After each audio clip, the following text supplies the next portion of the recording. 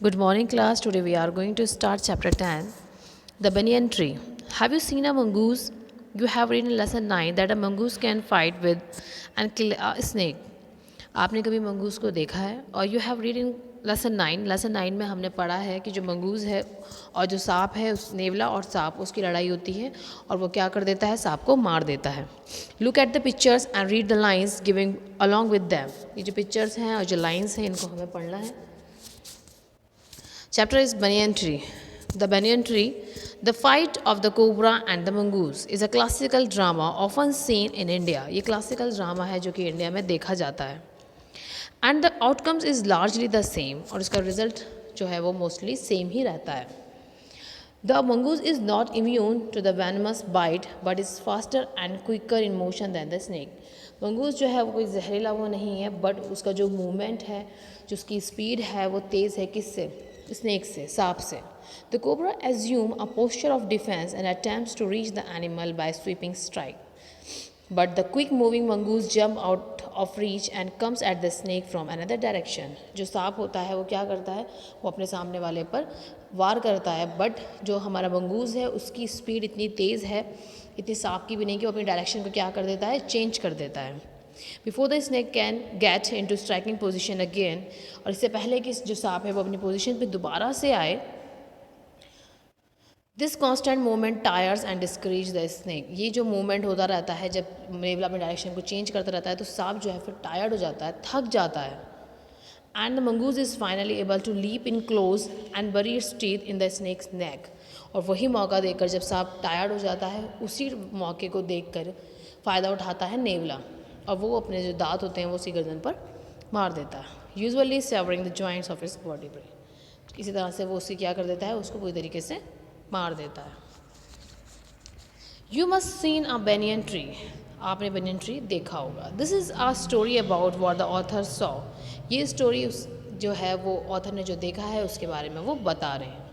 As a young boy, जब वो एक यंग बॉय थे, when he was sitting in an old banyan tree in his grandfather's house, जब वो old banyan tree पर बैठे हुए थे अपने दादाजी के हाउस में.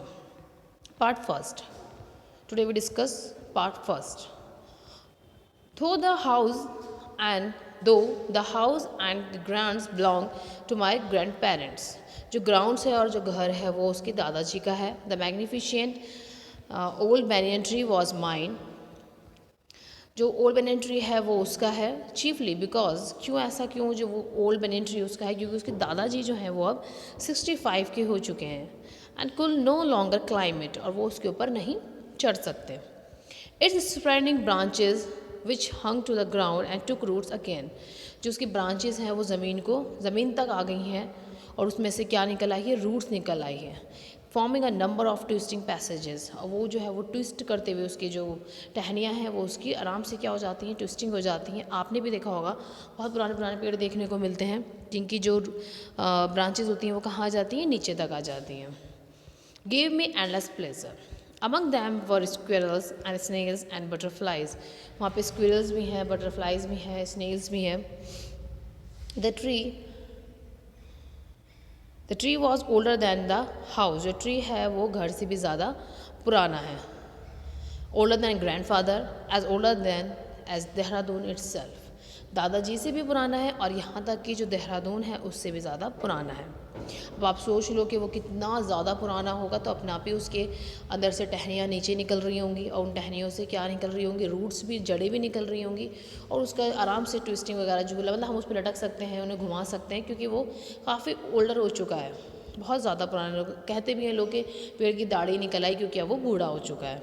दाढ़ी में उसकी ब्रांचेस क्या हो जाती हैं, टहनियाँ नीचे आ जाती हैं, हैंग हो जाती हैं, और ज़मीन को छूने लग जाती हैं, और उस पर रूट्स निकलना शुरू हो जाती हैं. I could hide in myself in its branches behind the thick green leaves and spicy on the world below.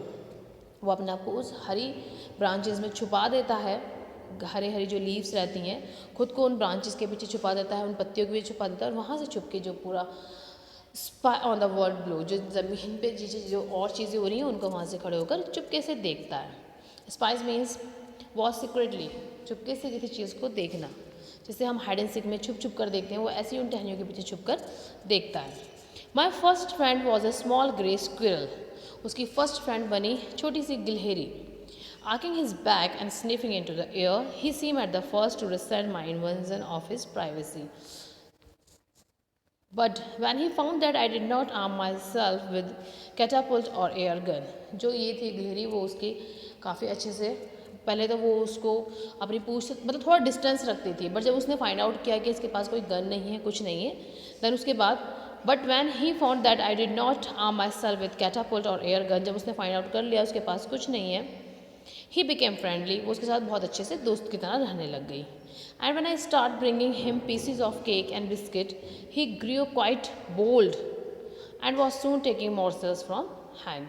फिर वो उसके लिए बिस्किट लेके जाने लगा, केक लेकर जाने लगा, और यहाँ तक कि वो उसके हाथ से फिर खाना शुरू करने लग गई। Before long he was delving into my pockets and helping himself to whatever he could find। वो उसकी पॉकेट में चली जाती है और ढूंढती है कि उसे जो चाहिए होता है वो वहाँ से ले लेती है। He was very young squirrel, वो बहुत यंग स्क्विरल थी। And his friend and relatives probably thought him foolish and had strong for trusting a human। उसके फ्रेंड्स और उसके रिलेटिव्स ये सोचते थे कि बेवकूफ़ है जो किसी एक इंसान के ऊपर क्या कर रही है, भरोसा कर रही है। In the spring when the banyan tree was full of small red figs, जो banyan tree है वो उसमें figs निकलते हैं। Birds of all kinds of wood flock into its branches।